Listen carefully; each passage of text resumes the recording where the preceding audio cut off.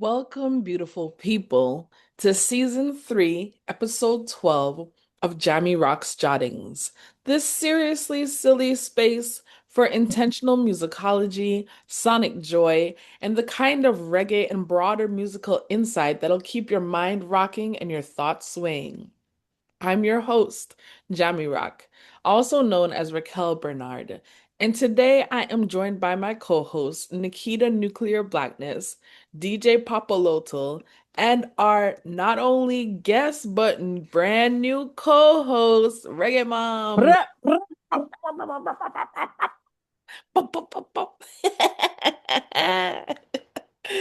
Welcome back, Reggae Moms, and welcome to the team, the Jahmi Roc's Jottings team. We are so happy to have you with us.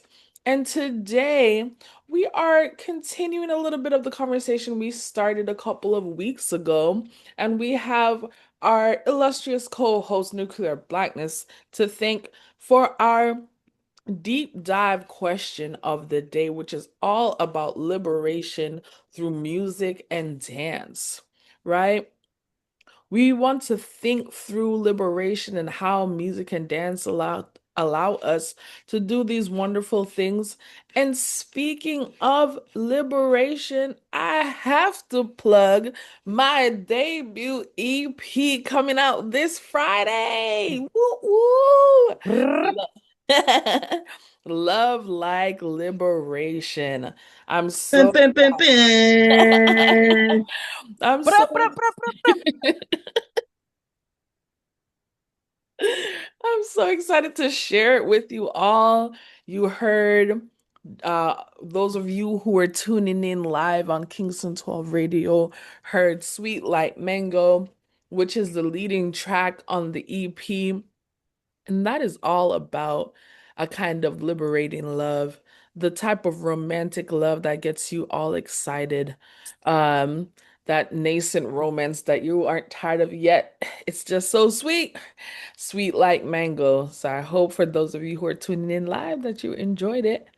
Um, and today we are talking about this commitment to liberation as a part of a deeper conversation of acceptance and releasing shame, the ways music and dance gives us permission to do so, right? Let's just sit with that for a second. And then I want to open it up by asking our newest co-host, Reggae Moms, to tell us what first comes to your mind when you hear that opening meditation. It might be a song, it might be a memory, it might be a dance move. What comes to your mind? Um, Hi, everybody. Thank you for including me and for having me back again this week. It's an honor and a pleasure to be here. I wanted to say that first. We got this topic. It's been a little bit, and I was thinking about it and thinking about it and thinking about it, and I was like, oh, I'm gonna have some songs ready, but I was like, oh, I gotta out. Dance for me, liberation is freedom, and dance is my freedom, my happy place where I go, where you said something about shame. There's no shame there, you know what I'm saying, because I can't really get it wrong, and it's right for me. So when I think of liberation, or what the opening mantra that you said, the opening affirmation that you started off with, I just think of movement and having free movement within my body and being able to move it however I want to move it. I spoke a little bit last time about how my body for me is becomes part of the song. It's one of the instruments. So it's so freeing to just go on. If you ever see me in person out and about, more than likely, as soon as I come in, I'm straight to the dance floor. That's where you'll find me. If the dance floor is empty, guarantee I'm going to be there and I'm going to hold space for as long as I want. And sometimes people join me, but it's really interesting because I feel like like I allow people their freedom because they're like, oh, if she could get out there and go, and this is just me in my mind, what I say, they say, because they don't dance. And I don't understand. The music is so good. Why don't you dance? But liberation to me For real. is freedom and dance and movement. So that's what comes to mind for me. Beautiful. I love that. I love that. And can testify that you have that presence in spaces for sure. For sure. If one person is going to dance, Reggae Moms is going to dance. All right. How about you, Papalotl, aka Diana, aka Butterfly? I grew up on family parties, on um parties that were like, like in the hood where you listened and you played all kinds of music, right? Like from different genres of music in Spanish. Um, Especially because like my parents are from two different countries, so just the exposure of music is different. Even though two people speak Spanish, their music is going to be different. And so a lot of the times music was about enjoying it at family parties, and so it was English, it was music in Spanish, it was pop music, it was um R&B, it was a little bit of everything. And so everyone got a chance to hear something that was speaking to their generation, to their age group, and but we all shared in the experience, right? Like Yeah. um and I think that for me, when you dance, right, just like when you exercise your body, that muscle memory is real, right? and Mm-hmm. when and when you hear certain songs that take you back to those fun moments where you're like, oh, that was my mom's song, or that was my sister's song, or that was my cousin's song, or whatever. And it's like, it's one of those, like, you just start dancing because it takes you back to one of those great moments where you were having a moment with family, and music was a big part of it, Yeah. right? And we didn't have DJs, and we were just playing records throughout the night, because that was what family parties was about. This I'm definitely talking the 70s. And then some of us liked music in English, some of us liked music in Spanish. I was more on the R&B side. My brother and my sister were more on the like that MTV pop music side. So I got to experience my mom's like favorite songs, my brother's favorite songs, and each of us had our own little stack of records. And I wasn't allowed to touch their records, but I touched their records. Like, I wasn't allowed to, but I did, right? Especially because I was a latchkey kid, so when they were gone, it's like they said I can't touch the records. Like, too bad. I'm touching the record. I mean, not touching them, but just I'm gonna play them, because it was an experience, and it still is.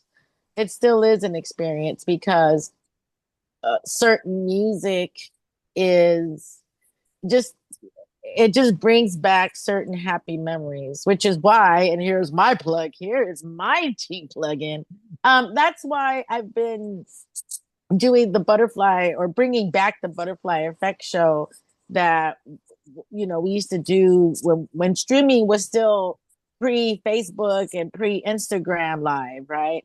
But this time I'm doing it weeknights here on Kingston12hifi.com. And it's not just reggae, right? It's not just going to be reggae. I've been playing everything from disco to rare grooves. I've been playing Prince, Michael Jackson. Mm-hmm. I've been playing reggaeton. I've been playing everything, because Um, it's my way to stay sharp, right? As a DJ, stay sharp. And then also because it gets to be something different than what I typically do, right? At gigs or when we've done other types of live stream events. So yeah, I have been, I think this is going to be like my third week to just stay consistent with it Monday through Fridays. Mm-hmm. Um mainly because it's on various platforms, but principally through our website. But again, I'm really just trying to get back in touch into um, playing music that should never be forgotten.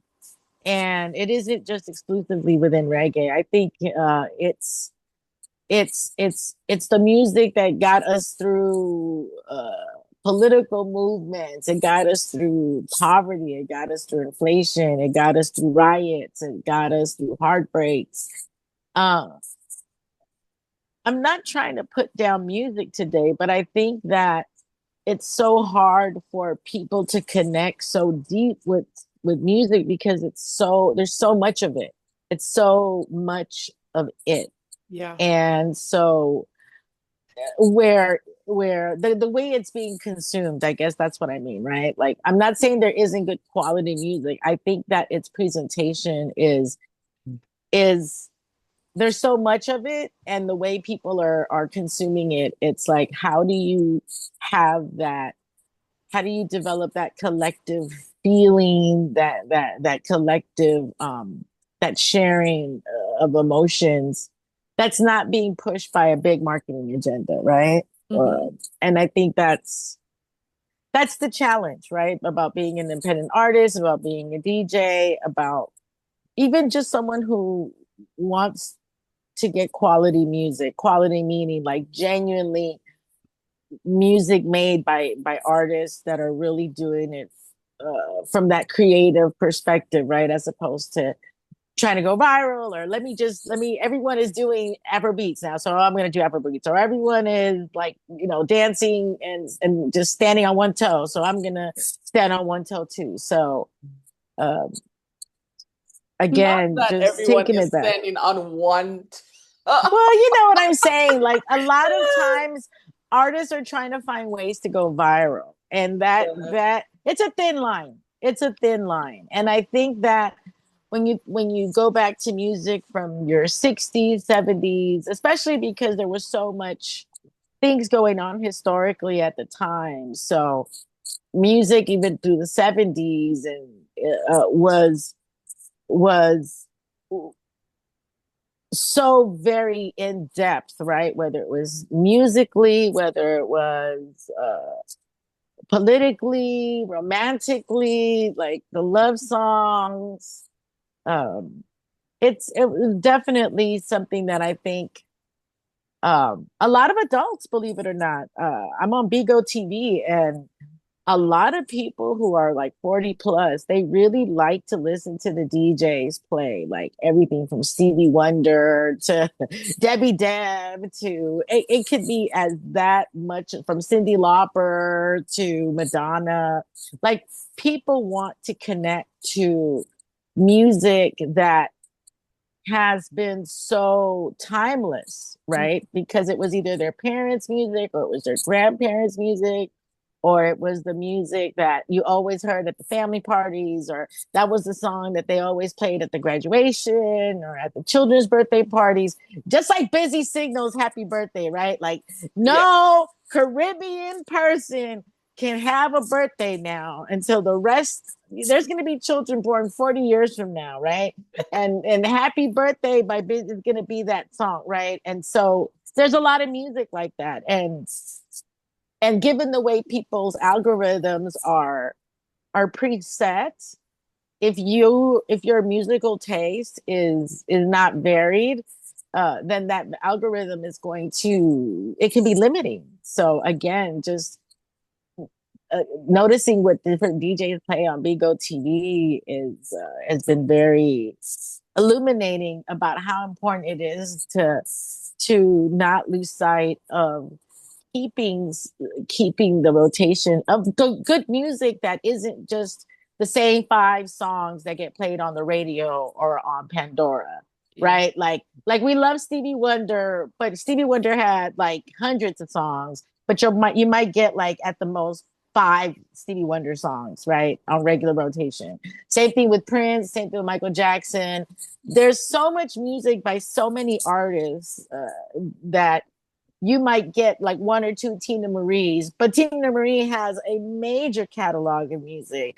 You might forget that there's artists like Phyllis Hyman, Minnie Riperton that had catalogs of music, but they might just be known by one or two songs in contemporary times. Hmm. But when you play music like that and you keep its essence still alive, you'd be surprised how many people come out of the woodworks and it's like, oh, I remember that song. I was in high school, or I took this girl to the prom. Like, then you start getting people sharing their stories, their experiences, their joys.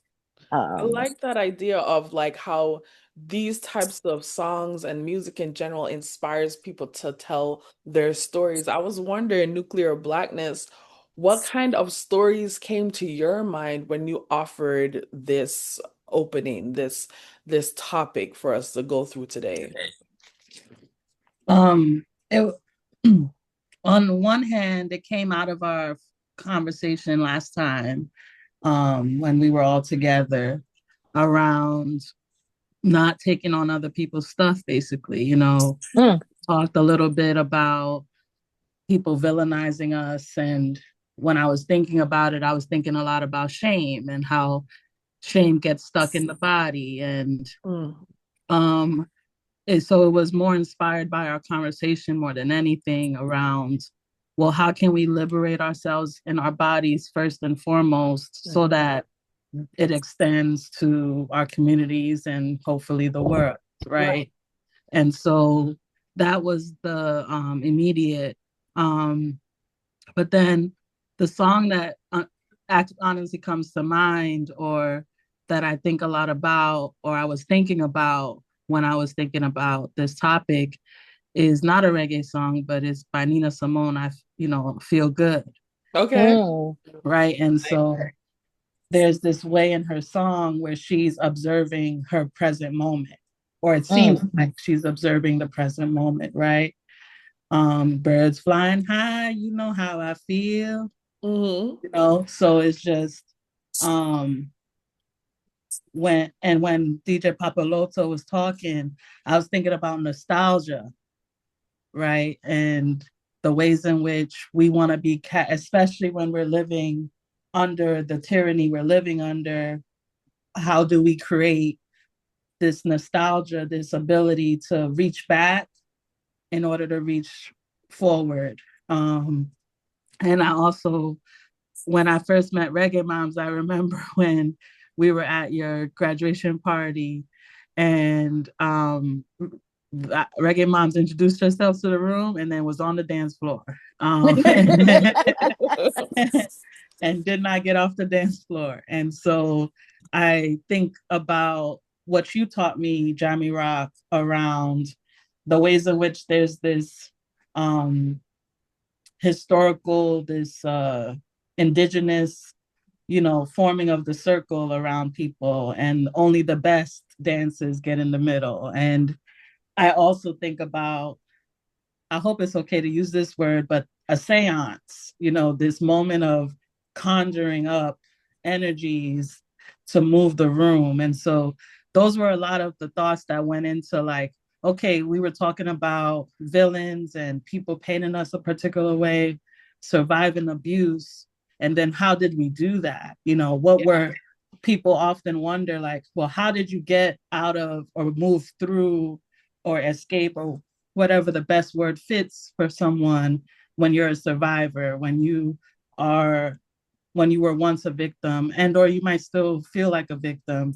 How do you liberate your body from that shame that was not even yours to begin with, Mm.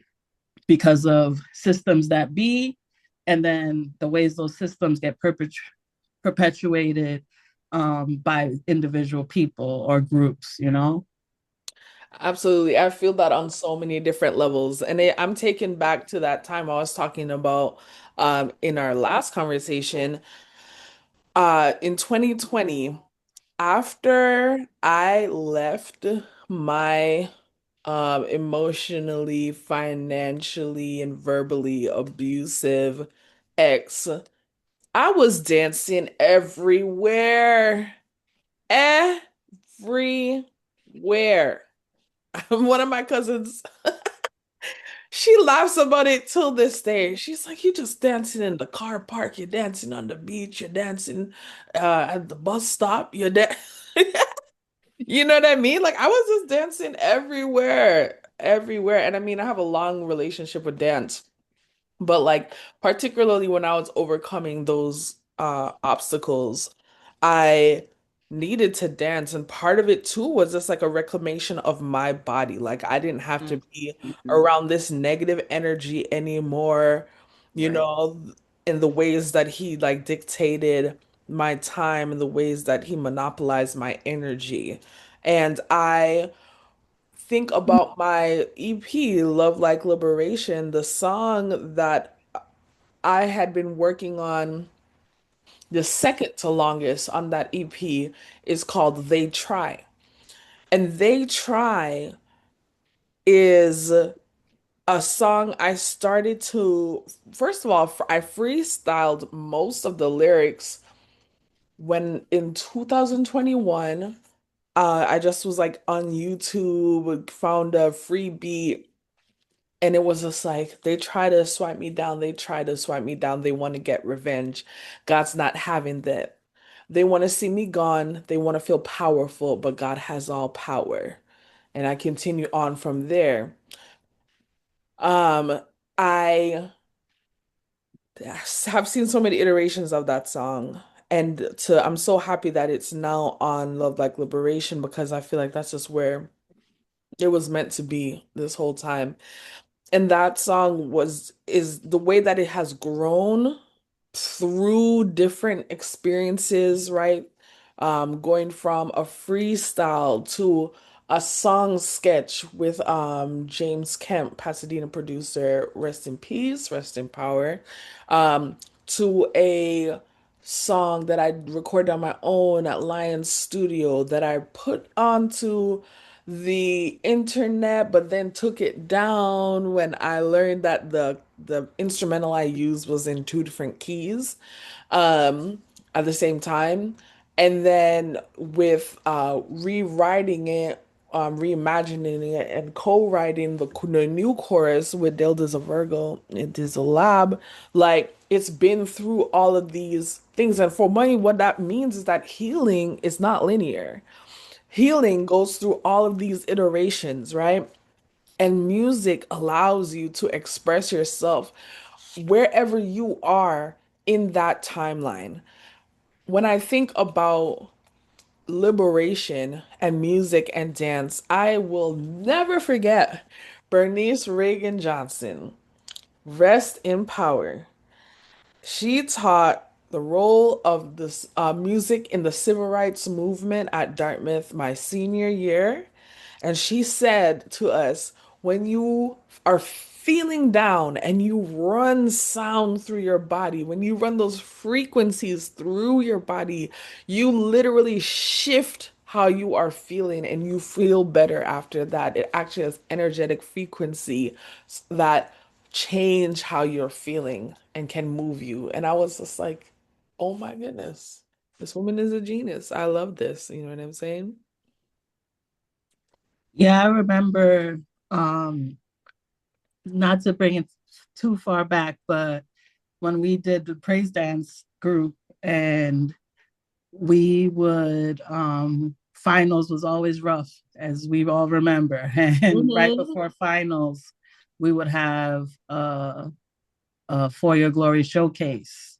Yeah. And I just remember everyone feeling so good after they left. Yeah. Um, and so that uh, just, I keep going back to the hips, but just the ways in which um, we have we have innate tools of healing, Mm-hmm. right? Like we may not have a recording studio, but you have a surface that you could bang on. Right. You may not have a recording studio, but you have a voice you can hum with. And if you don't have a voice you can hum with, you can clap your hands. And if you don't have hands, you can stomp your feet. And if you don't have feet, you can move your hips, right? And so there's, to Reggae Mom's point, the instrument that is the body.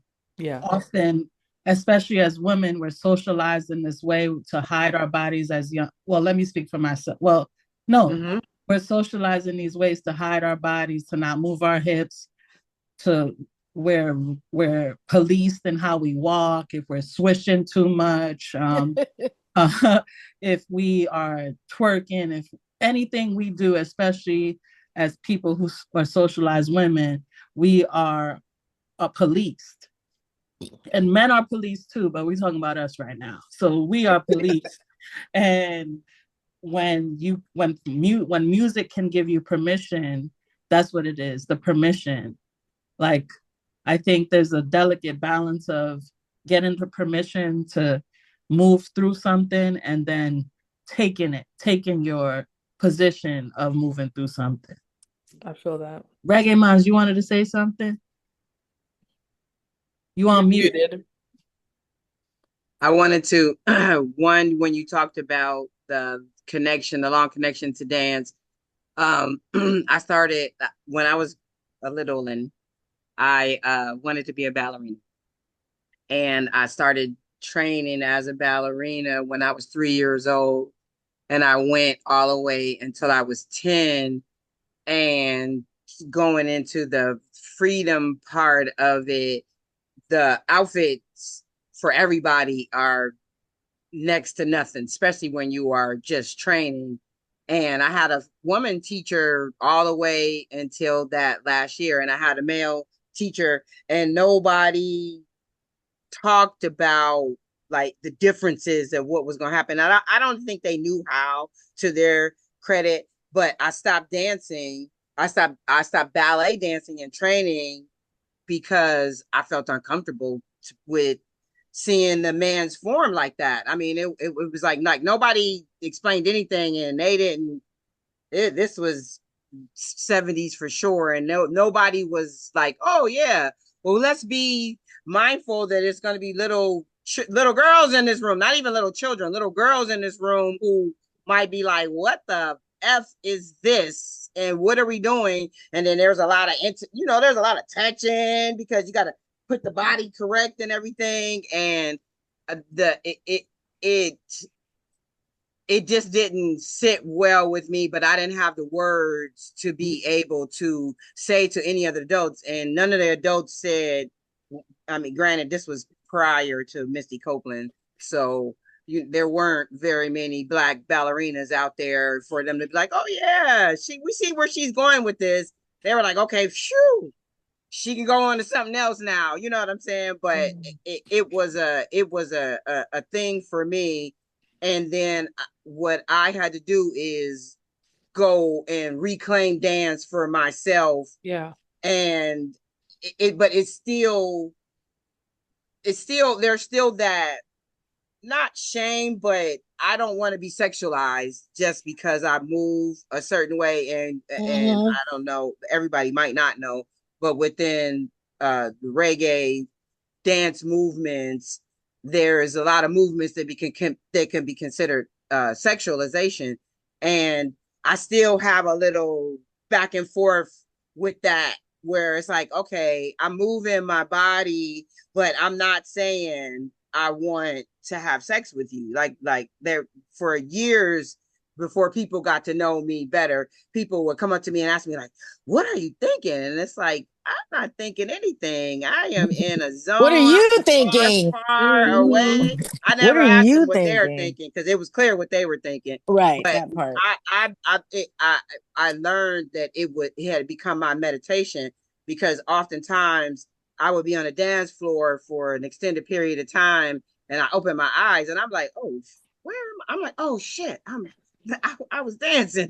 I'm someplace dancing. You know what I'm saying? So it's a total separation. I'm in my body, but not in my body. And one other thing I wanted to say was last year, it's coming up again this year. There's a sister and she created this movement called decolonizing the pelvis, and basically it talks about what nuclear blackness, releasing the negativity and the trauma and everything in your body. And it's a whole workshop movement. And we trained, we had, it was 6 days and three or four different trainings. We had house and whacking, Afro-Caribbean, and one other one. I'm sorry, Mina and them, for not remembering it all right now. but it was really, really freeing. Like we journaled, and we just really just came to terms with being okay in our skin. And that's really what I like to come across whenever I dance. It's just there's no right way or no wrong way. You know, some people can do a split. Some people can, you know, squat down and bounce around. Some people, you know, everybody can do different things. Some people can move side to side. However it moves you, it's just freeing. That's what I would say. It's just really, really nice to be able to be in your skin and move how you want to move whenever you want to move. I think it's interesting that dance is something that culturally, from way back when, right? It's always had a spiritual connection. It isn't until recently in history, right, that it's been associated as something negative, something perverted, something overly Exactly. sexual, right, et cetera, et Yeah. cetera. And in terms of my connection with dance, I mean, my sister would get ready to go out and she'd be playing music that she's going to go party to. So that was always really exciting. And to watch her, see her get ready, put on makeup, because, you know, we had like a 13-year difference, right? And also ironically, going to Catholic school really exposed me to so much different um, styles of dancing, right? Like, ironically, I got exposed to ballet, to tap, to square dance. Yes, I know how to square dance. And to do different kinds of, like, what they used to call modern jazz, right? They used to call it modern jazz back in the day.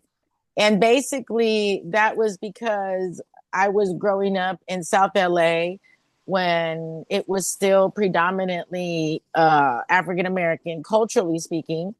And the PE teacher at my Catholic school, she was an African American woman, and she would teach PE to all the grade levels, but she was also the person who would teach us dance routines, because we would have like a festival once a year at my Catholic school. So this festival comprised of every grade level doing a dance. So all the kindergartners did ballet, all the first graders did tap, the sixth graders did the Filipino dance when you're like balancing the, you know, like the teacup.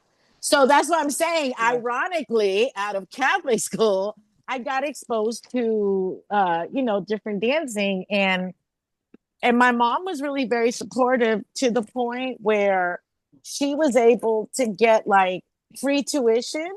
She got like tuition breaks because she would sew the costumes for the festival. Oh, So wow. so like she was able to get some like free tuition. And so this was my tap dance outfit when I was 6 Oh, years. not the, oh my gosh, the artifact and whatnot, right in front of us. I love My that. Whoa. mother made, not this for me, but for all of us, right? So this is what I tapped in the first grade when I was 6 years old. And like, because all first graders did tap. And this is the skirt for the ballet. you wore like the pink, like the pink little bodies. What do you I need call that it? little pink tutu. Yo, here we go, here we go, here we go, here we go, right? Hey. So this was kindergarten, and here's That's a how little. you Okay, have all this. okay, listen, because my mom made it, she made it, so that's why I hold on to it, right? Okay, okay. So listen, here is the hat that goes with the Oh, hat outfit right oh my there. gosh. Okay, here is the hat. And to think that it was made, like my mom made this hat, right? And Right. she's got like, I don't know if you can see this, but like, see this little loop right here? That was for Right. the For your bobby pins, pin. Yeah. right? So that's how detailed of a seamstress. Oh, like when I say my mom made shit from scratch, like I'm talking about Go, like UG, go. go see what I'm saying? Like, so she wouldn't just make these for me. She made these for all the different grade levels. So that's why she probably got like maybe 2 months off the deal. You know what I'm saying? So she worked it. But the nuns would whatever. Now this has nothing to do with dance, but this is like one of those things that you did for Easter in Catholic school where you had to dress up like little angels. So my mom made myself like my little angel wings. I love So this. yeah, so I am this here is for this. yeah, so yeah, I had to take out the bag because I was like, "Who dancing?" So for me, dance was something that was like, like I said, kindergarten ballet. Like first grade, we did tap. Like third grade, square dance. Like we did all kinds of fun things formally in school because it was so well taught, and our PE teacher, like she was such a badass role model because she didn't play. She didn't play. She was very athletic. She Hmm. was very statuesque. She didn't play. And I think that if it wasn't for her, I wouldn't know my right from left because in tap, you need to learn your right from your left. And when I tell you in the first grade, she was like left, like I'll never forget it because she was like, "We're gonna start on the right, and if you don't get that shit right, she didn't say shit, but you know what I'm saying." Like, it was like so well explicitly taught. So for me, now going into teaching. So this is like my relationship with dance. It was always something we did in the playground with the girls, like when it's time to play, as something that we did in school. And then also, at home with the family parties. So I'm having all these multicultural, like, and, relationships, with music and dance. And when I was, how would you say, a senior in college, I took West African dance. Hmm. And eventually, almost like during my late 20s, I started learning Aztec dance and I incorporated it with my students. Nice. And yeah, so I did it to the point where I was substituting a 12th grade class. I was already done being a full-time teacher. I was substituting a like trigonometry math class at a charter school in South LA. And this boy comes up to me, this senior, he's 17 years old. He looks at me and he's like, "Do you remember me, Miss Camacho?" And I was like, "Yes, Luis, I do." Because I remember his name. I was like, "Yes, Luis, I do." I was his first grade teacher, right? So, Mm. like, 16 years later, he is the same face. It is the same face. It is just a bigger body. That is all people are to me. If I see you at 26, but I was your third grade teacher, I see the face. It is the same face. It is just a bigger body. It's just taller. That's all. It's just more adult looking, but the face, I still can see that face in people, right? And what's crazy is that he said to me, as soon as I said, "Yes, Luis, I remember you," he was like, "You still do Aztec dance?" And I was like, "You still remember that?" Because we did it. I remember, like, for like Cinco de Mayo or Hispanic Heritage Month or for the winter program, I would do an Aztec dance. And so I think one year I did Aztec dance with like 80 first graders.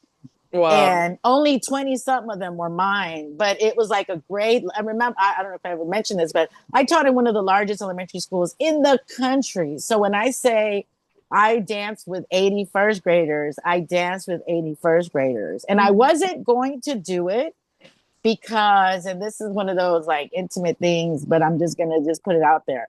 I was pregnant at the time and I was going through a lot, and I don't remember what I was going through a lot of, which one, where, when, which, because there's been more of so many of that, which was, oh my goodness.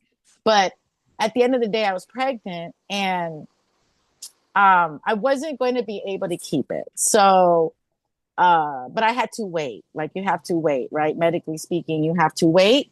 You have to wait a minimum of 7 weeks, right? That is in order to have a safe surgical proper surgery. You have to wait till you're roughly about 7 weeks.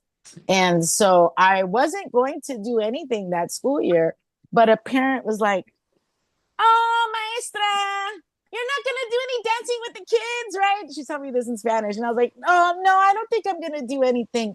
"Oh, but it's so beautiful to see them do the dancing." And I was like, "Okay, okay, I will do it." So I was rehearsing with 80, with all our grade level first grade, not all the first graders. Actually, like I said, 80 children was not all our first grades. It's probably like half Right. of our first grade students. And that's how big the elementary school was. And you can, you can imagine it's the end of the school day. It's the end of the school day. Uh, when you're pregnant, you have all these hormones going on in your body. And I'm dancing with 80 children, and I'm asking the teachers to because they're chit chatting okay, so I'm probably hormones, but they're chit chatting in the corner. Like they think it's like free time for them. And I'm like, no, I need you and you to be right over here with your kids. Cause to keep 80 children in attention. And thankfully, I have a buffalo skin drum, but I can only beat it up so much. Right. Um, but it was one of those things where in terms of like indigenous, especially like Mexica cosmology, right? Like when you dance, this is what I was thinking when Nikkita was describing like a seance in sweat lodge, as well as in Aztec dance and different Native American dance ceremonies.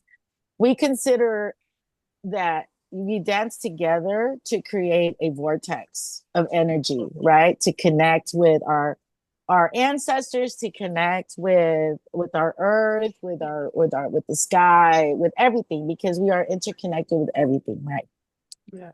And so you always, like I mentioned this in Sweat Lodge, like you go through so much physical discomfort so that you can shed. And it's the same thing with dance, right? Like dancing is a form of shedding. It's a form of prayer. It's ceremonial. And even though and same thing with West African dance, like all the dance steps are the same steps, but there's a freedom for you to be able to do it in your style, right? There's a freedom of how you want to interpret those steps.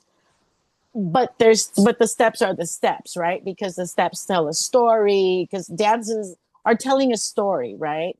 Yeah. And so and this is the beautiful thing, especially about Aztec dance, is that you could dance as low tempo or as high tempo as you want to go. So you could be 75, you could be 5, you could be 15, 25, you could be a dude that is getting his warrior on and jumping as high, or you could just be like a little granny and just kind of keep it, whatever. Yeah. As long as you're keeping the rhythm, and because it's about also everyone being together, right? It's about doing it together. So there's a space for you to be how you want to be, and then there's that communal part where we're still all doing it together because we're maintaining the beat, and that is what creates that vortex of connection to everything that we're related to. And we're related to it because genetics says we are. You know, we have the same amino acids and proteins as bananas, trees, primates, mammals, non-vertebrates, vertebrates, even some inorganic things on the planet. So um, to say that we are connected to everything isn't something so far-fetched. I think that it's Right. something that is that we have it Yeah. we have it culturally, we have it musically. So I appreciated all those years of being exposed to different dance routines through school, through plays, um, through choreographies, and then to take it to children and see the parents really feel proud of their culture, because where they're coming from, they're told that their culture is at the bottom of everything, right? To be Indian is to be at the lowest. But then to see their children dance and on the playground, on the school stage, to see the parents go out of their way to see their children get their whatever they're going to dress up and do what they have to do to Yeah. get into it.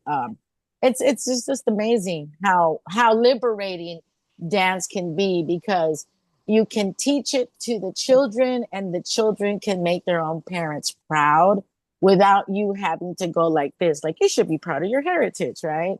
Right. Right. Instead of Mhm. taking that preachy side, you can literally be just that what we call influencer, right? You're just leading by example. You're not leading by any kind of fascist or that pyramid of who's at the few at the top, the rest at the Yeah. bottom. I mean, and so I did that for many years in two different elementary schools, and to hear a boy at 17 years old be like, "You still do that Aztec dance?" Like I I was like, love that that. was so cute. I Like I was love like, that. I love that. That's because how they're you know, like it sticks to your memory. Even like what you were saying earlier, Papalotl, about muscle memory. That's what comes up to me. And I'm curious, like as you were describing, it made me think of this.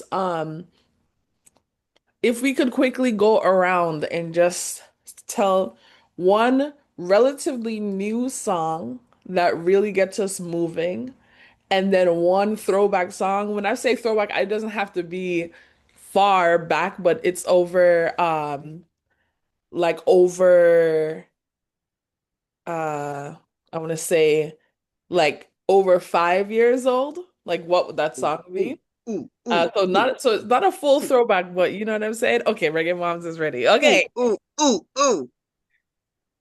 Booty Bounce by Rima.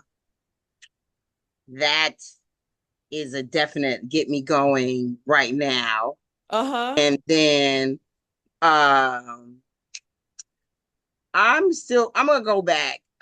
Another Star by Stevie Wonder.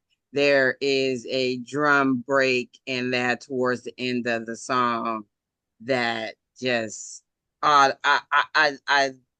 listened to the whole, and those songs are 6 minutes plus, which anybody who knows music, that's a long song. And it's towards the end of it, but I the whole song and I just wait. Yeah. So Eh, those are my two. How does Rima Zongo? Can you sing a piece uh of it? um mm, I love the way that booty bounce, booty bounce, something booty bounce. That's all it is. Okay. Boo, I'm girl, gonna when have you to take wear a look. that thing, it weigh 1,000 pounds, and it's just like your booty. Okay. Talk about, Okay. Okay. you be Okay. claiming Okay. it all up there, like yeah. I mean, That, just your releasing energy is all making my me want to trauma. dance. For me, I have been I mean, okay, can we just take a moment for soca? Because soca got something in a head. Oh my God. Well, you cannot not dance. You just have to dance when you hear soca. You have to do it. Okay, so my friend Takia has a playlist on Spotify for like 2000. is it 26? I think 2026 soca. And there is a rhythm by Travis World called the Stink Waste Rhythm. And Nyla, I think her last name is Blackma. Don't quote me on her last name because I'm saying it wrong. And it's called Pun It. When I tell you, I love that song. She's like, um, oh, make it all down, pon it. Oh, make it all down, pon it.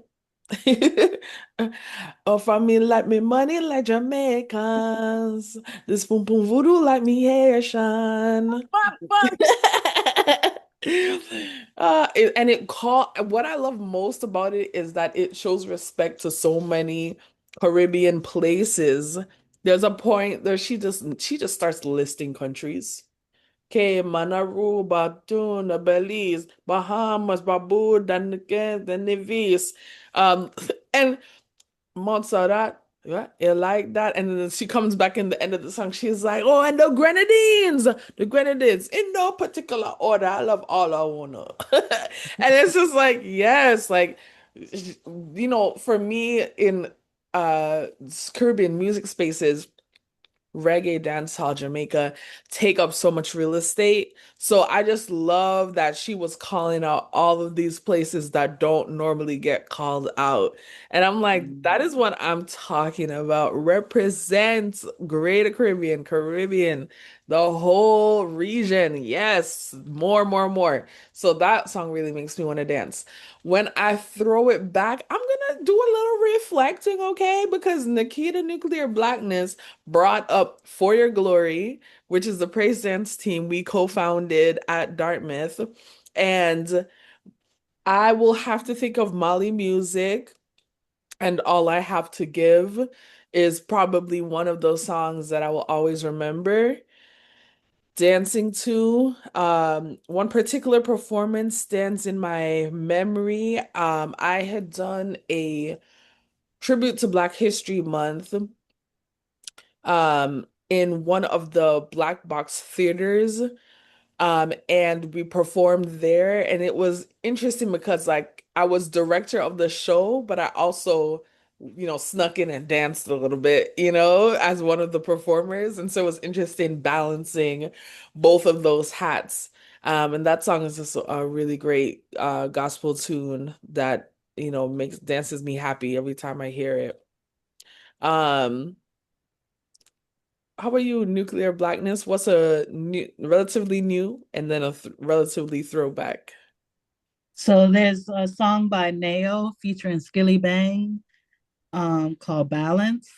I need Mm. the right resonance, right elements.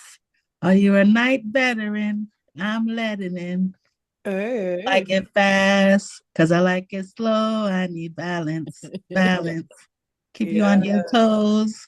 So I like that came out 2 years ago. And then if this song come on, regardless of the state of my knees, I'ma try my best.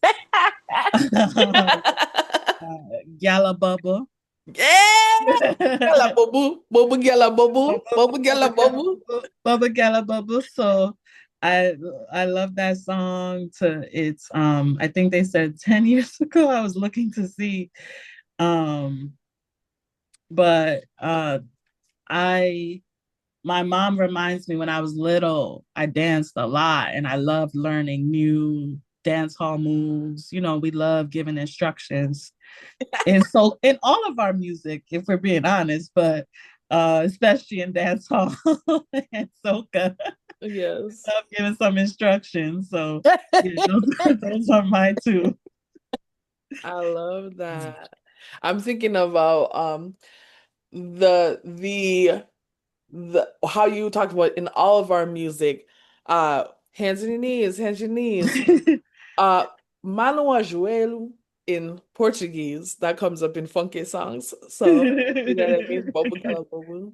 Yes, so, oh yes, how are you, Diana? Two songs, right? And you said new songs, recent songs, because I One, think like one more recent and then one like a little bit farther back. It doesn't have to be too far back, but like over 5 years. Over 5 years. Well, I like Shenseea. I'm not gonna lie. I really like Shenseea, and I really dig her energy. And I guess when like women empowerment, because that's always like the general rhetoric that people associate like Shenseea. I like Jada Kingdom, and I like that energy that comes like from Steph London, and just these young women. Yes. But when it comes to Shenseea, like I like the songs that tend to be like like these kind of songs, right? So Puni Police, right? Like just this whole like damn, you made a song like dissing men who are trying to be like overly possessive and controlling, but it's not angry. It's like you're like What's the title? Puni Police, right? uh Puni, like Punani Police. yes, okay. So I like that. And also like back in the day on the belly ass rhythm, Elephant Man did the same thing, right? Belly ass Mr. Wachipu, where he's dissing the dude that is saying that he's a gallus, but he's not a gallus. He's really just like he's watching what his woman is doing because he's so insecure. So Mr. Wachipoom, like he's talking shit about a guy who is claiming all this bravado and all these women, but really is insecure about his one woman, Hmm. and and what's awesome about those two songs being on the same vein is that in what is it, Belly Ass's 90s, right? That it was a guy talking about the men having those insecurities in the 90s, and now you have a woman now talking about the same kind of man, right? Yeah. That has those types of insecurities, and how stifling it is. And whether you're looking at it from a male point of view or a woman's point of view, observing this insecure man, that person just looks whack as fuck, right? Like, oh my God. Like, so it doesn't matter from which perspective you're looking at it. This person, this person's insecurities, you can't miss it, right? To the point where they made these badass songs dissing men like that. And I think it's Hmm. badass when the men diss the men like that, right? Yes.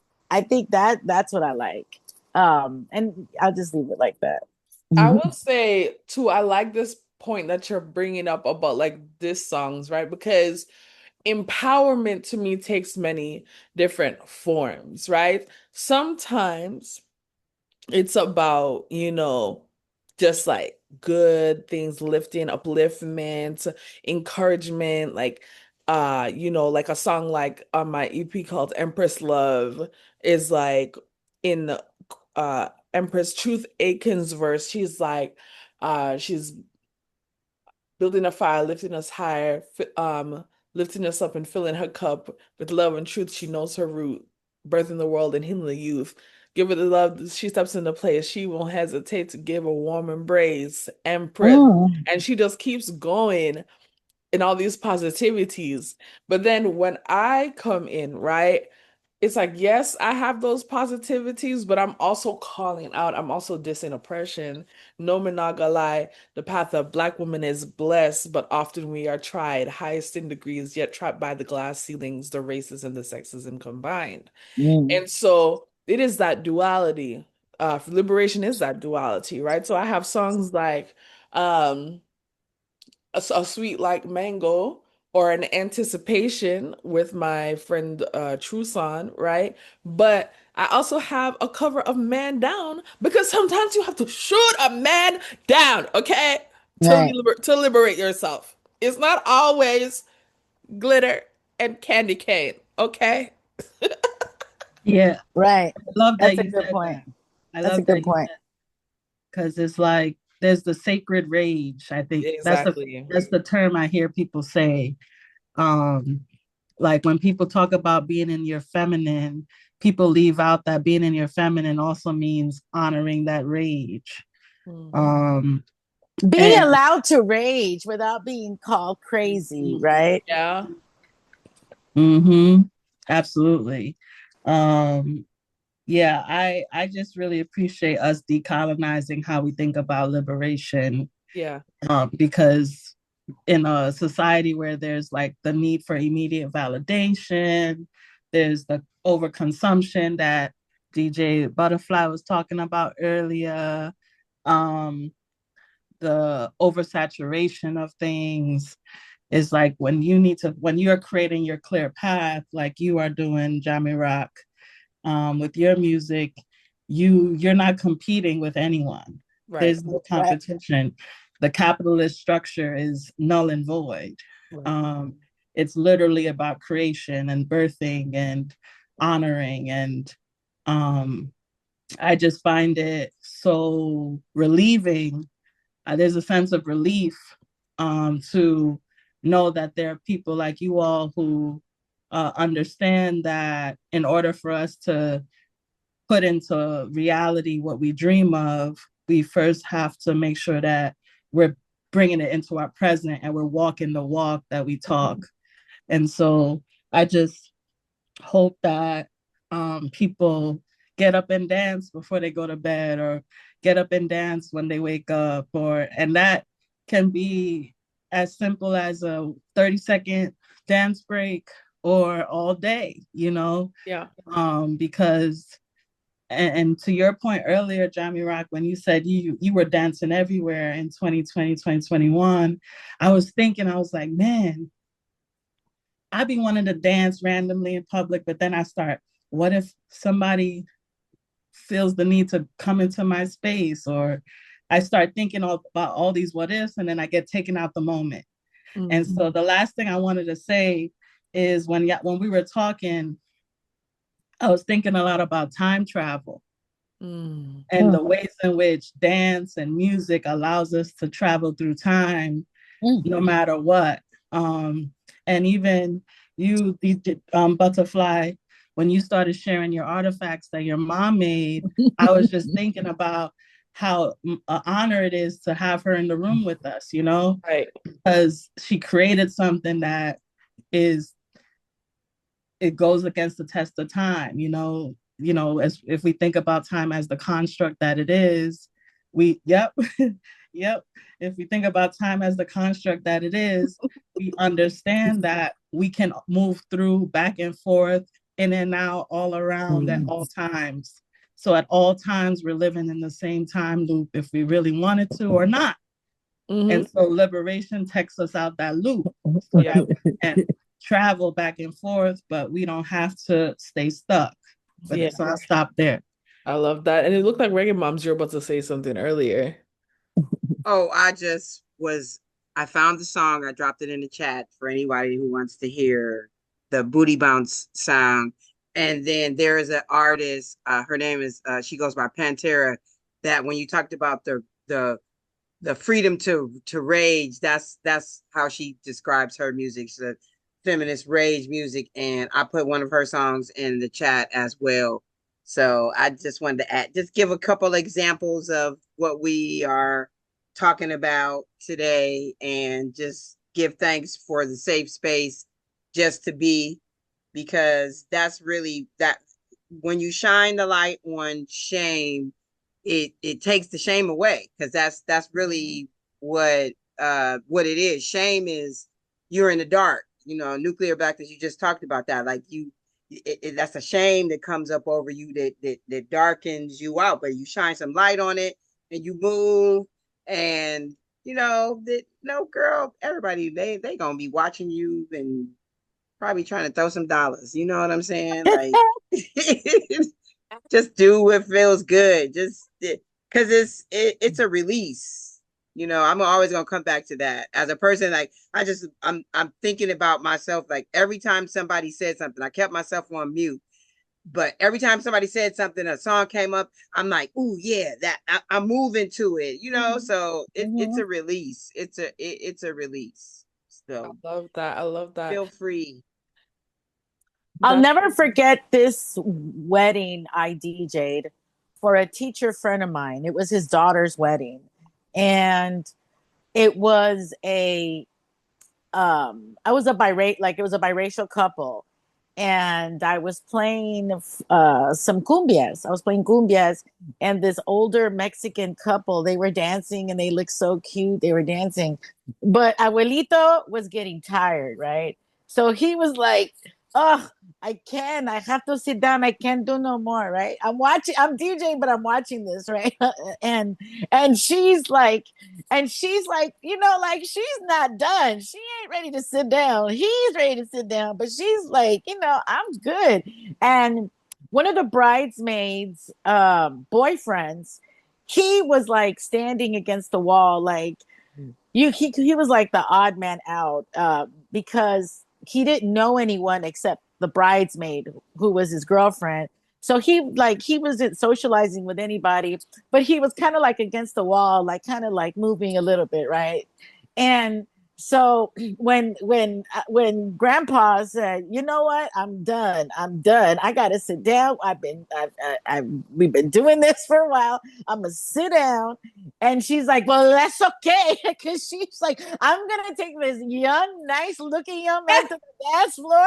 And he was like, "Yes, finally," because he was so bored. You could tell he wanted to dance. You can tell he wanted to like because but it's not like his crowd, right? Like meaning like he doesn't know anybody there, and the bridesmaids are all over the bride, and it's one of those types of like events. And so Abuelita was like, "It's okay," because she's like, "I'm gonna take this." I can't remember exactly how she said it in Spanish, but she literally was like, "I'm gonna basically get this young buck and take him to the floor. I'm good. I got a replacement." Like, and she just pulled him out, and then and he was so happy to oblige. And I'm literally like, and these are the moments as a DJ where you're like, wow, like I can't believe I'm catching this moment. Not with a phone camera, not with anything, but just my memory of seeing what music can do for Yeah. different generations, different cultures. He was black, and again, like this was a white and a white groom and a Mexican American bride.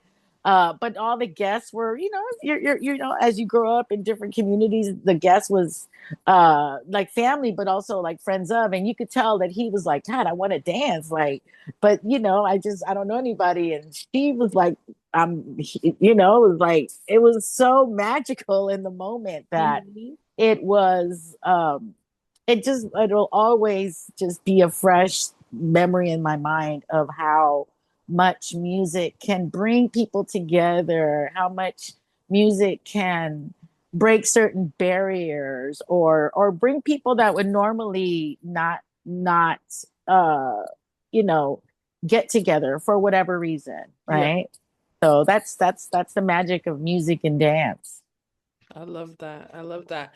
And I want us to start to bring our conversation to a close. And I think that what I would like us to do as our final takeaway prompt, right, is to think about this. If you knew that somebody was really struggling, like they were having a horrible day. It was one of those days where they felt like, you know what? I just want to give up on my dreams. I want to give up on doing this. Like, I can't, like, life is too hard. Like, it's just too much right now. There's like too much going on, right? If you were to give them a remedy, this could be a song, this could be a dance move, this could be a musical memory. What would you give that person? And let's start with Reggae Moms. Uh, if I were to give them a song, I would tell them Stevie Wonder, "Don't You Worry About a Thing." If I would give them an actual practice, I would tell them to do the breath test. And you just take a breath and you ask yourself the question, does this affect my ability to breathe? More times than not, it does not affect your ability to breathe. And once you assess that you still breathing, you have all the chances to do whatever. You know what I'm saying? Even if it's just sit back and be like, you know what, I want to be mad about it. You have choices. So that's what I would say. I love that. The breath test. I'm gonna have to use Hmm. that on my hard days. It works. You're Mm. like, wait, I'm breathing. Can't be that bad. Right. How about you, Papalotl? That's hard. I can't be asking me to come up with just one or two. That is so hard. Mainly because I like to think of context, right? Like what might be inspiring for one person, one group of people, one age range of people may not be what's going to inspire another person. Let And me give you a context then. How about yeah, this? If it's you on your last bad day? my last bad day. Um, oh wow. That really yeah, that really is hard. You know, with all the music that I have, there's so much there's so much music that I would have to say I love Fela Kuti. I'm a big Fela Kuti fan. All right. And I also love Parliament Funkadelic. Mm. And so what I really love about,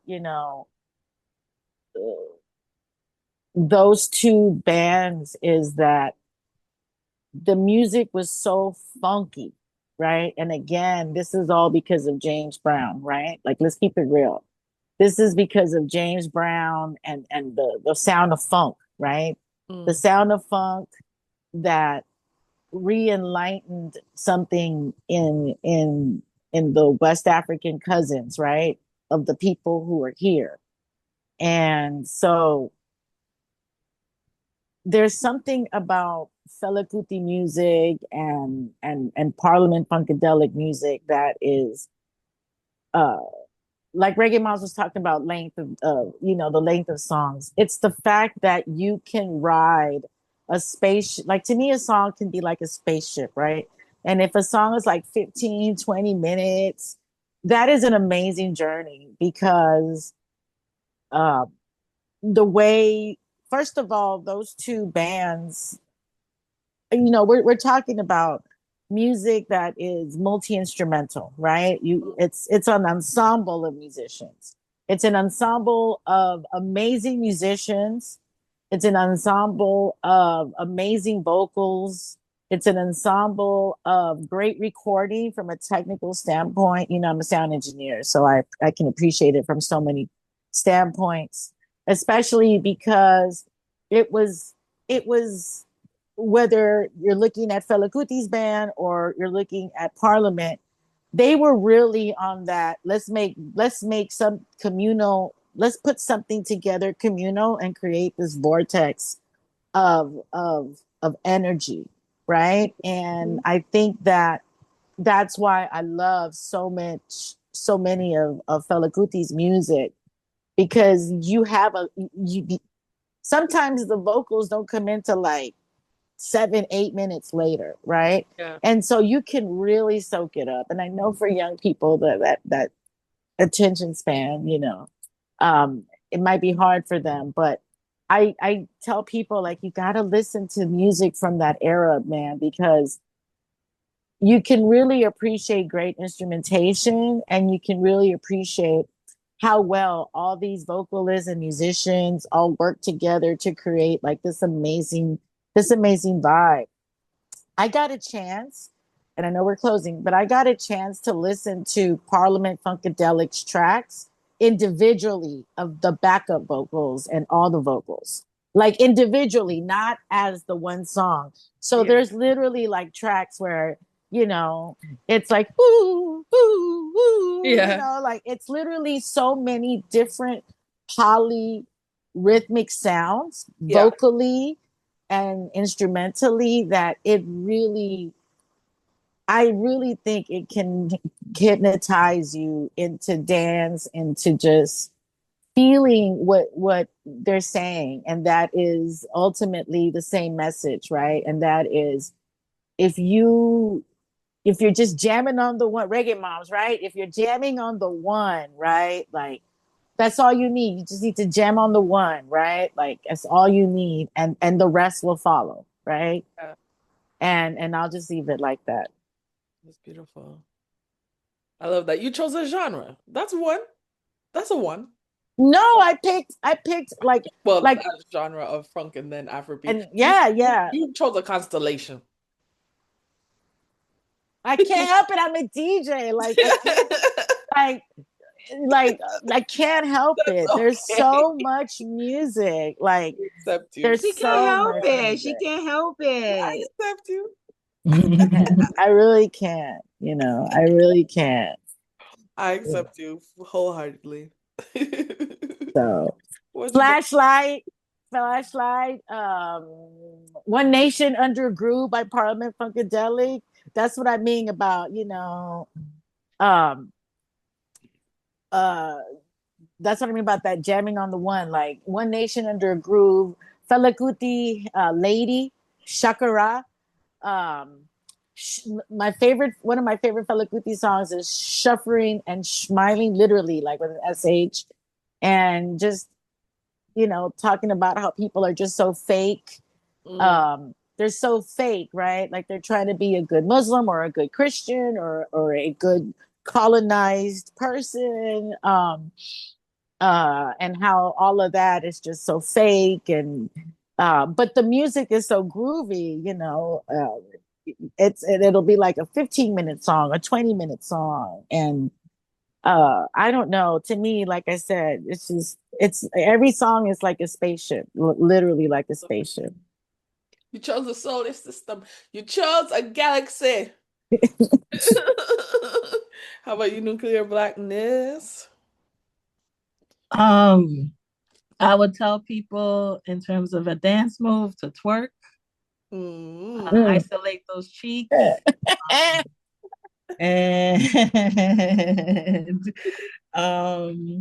for a song, um, anything by Mahalia Jackson. To Mm. to Okay. be honest with you, Okay. yeah, I feel yeah, it. her greatest hits Mm. album, Mm. whatever you need, just pick a song from Yeah, Mahalia. That. true, true. Okay. And let's see, if I chose a song. Hmm. Mm-hmm. Mm-hmm. Mhm. See? If I chose a song, let me see if I can choose something, an artist or something. A galaxy. What's bigger than a galaxy? A quadrant of the A universe. universe, yeah. A, Okay. a quadrant of the universe. Okay. Okay. Okay. I if okay, I'm gonna borrow what I offered to you, Papalotl. If I was giving myself on my last bad day Mm-hmm. a song, it would it would be Queen, which is I'm doing a lot of plugs for my EP, which is coming out. Lots of plugs, plugging it everywhere because it's coming out. There's a song on there by me and Queen Teresa King. And my last bad day, we talked about the situation last time without talking it directly or naming any names. Um, but that was my last bad day, and that song I think would have really helped me had I remembered to turn it on. But it goes, they lied to me, told me I wasn't a queen. Yeah, they lied to me, told me I was royalty. But I declare they won't see my tears. I am a champion and I have no fear. And that is something I needed to hear because at the end of the day, People can call you out your name, tell all sorts of lies about you. They can tell you that you're not royal. They can tell you that you're scum or whatever. But what do you say about yourself? Who are you to yourself? Who do you see when you see yourself, right? And that's why I feel like my mission really is to inspire people to love themselves and to liberate themselves. That's my life mission. Mm. So that's what I would share with them. Yeah. All right, beautiful people. Thank you for rocking with us. This has been your dream team of Jahmi Roc's Jottings, Nuclear Blackness coming through DJ Papalotl, and our brand new co-host, Reggae Moms. Catch us in a couple of weeks. All right, same time, same place. But do know that started in August, we are going to be switching it up. We're going to have a different day of the week and a different time. We'll give you those details later. Just know that in 2 weeks, we'll be back at it Monday at 7 p.m. PST on Kingston Hi-Fi. Oops, Kingston12hi-fi.com. Oh, yes. And until next time, this has been Jahmi Roc's Jottings. Keep your mind rocking and your thoughts swaying. And as always, keep jamming. Woo! Bam, bam, bam.